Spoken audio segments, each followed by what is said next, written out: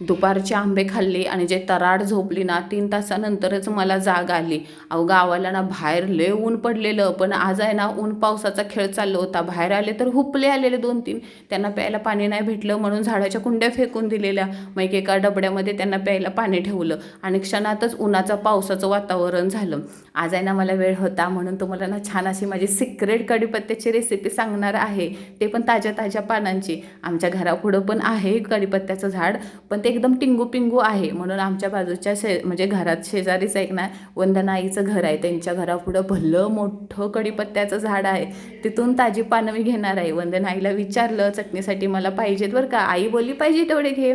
पहिल्यांदाच मी कढीपत्त्याचं फळसुद्धा बघितलं बरं का. खाणार होते पण म्हटलं कडू बिडू लागलं तर. मग काय तुमचा नील्या भाई चढला ना बांधावरती आणि पडता पडता वाचला.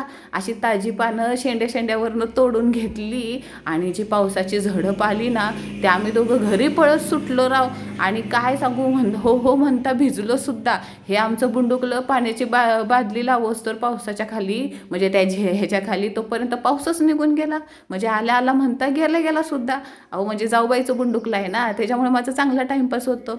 आता रेसिपी सांगते बरं का. 2-3 वेळा पानं चांगली धुवून घ्यायची, पण आहे ना उन्हाखाली नाही सुकवायची. उन्हामुळे जीवनसत्व निघून जातं. चांगली पंख्याच्या हवेखाली हे करायची, सुकवायची बरं का.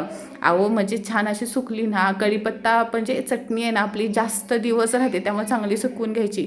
तोपर्यंत पप्पांचा म्हणजे सासरी भावांचा फोन आला, लवकर फाट्यावर ये माझा हात अवघडलाय.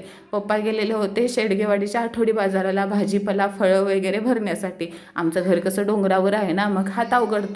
पटकन पळत गेली, त्यांच्या हातातल्या पिशव्या घेतल्या. हे काय हे आमचं फळं येस तर आमची छड्डी खाली आली. काय करायचं राव. आणि हे माझं बुंडुकलं. अहो गावाला आलं, सायकल रडून तयार करून घेतली. ह्या डोंगरावरनं त्या डोंगरावर नुसत्या ह्याच्या उड्याच चालू असतात. घरात काय पाय थांबत नाही. संध्याकाळचं सगळं आवरलं, जेवण बिवण सगळं केलं.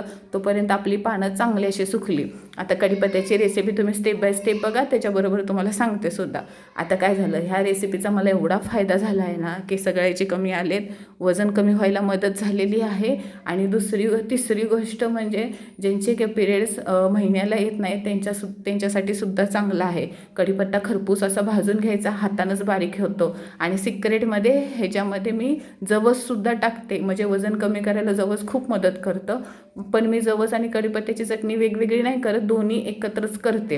ह्याच्यामध्ये मला ना आंबट गोड आवडतं, त्यामुळे मी हे सुद्धा टाकते, गूळ आणि चिंचसुद्धा टाकते. थोडंसा लसूण असतो, लाल पावडर असतं आणि भरडं वाटायचं. बारीक वाटलं की अजिबात चवीला चांगलं लागत नाही. हळूहळू थोडं टाकायचं.